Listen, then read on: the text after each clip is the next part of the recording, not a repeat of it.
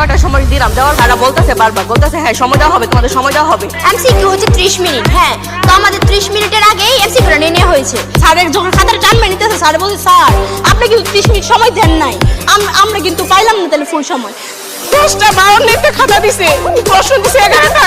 বলছো বা কি দায়িত্ব ছিল? জন্ম হলের বাচ্চারা সব খুশি হয়ে বের হয়েছে, আমাদের বাচ্চারা সব কেঁদে বের হয়েছে। কেন আমাদের বাচ্চারা পড়াশোনা করে নাই?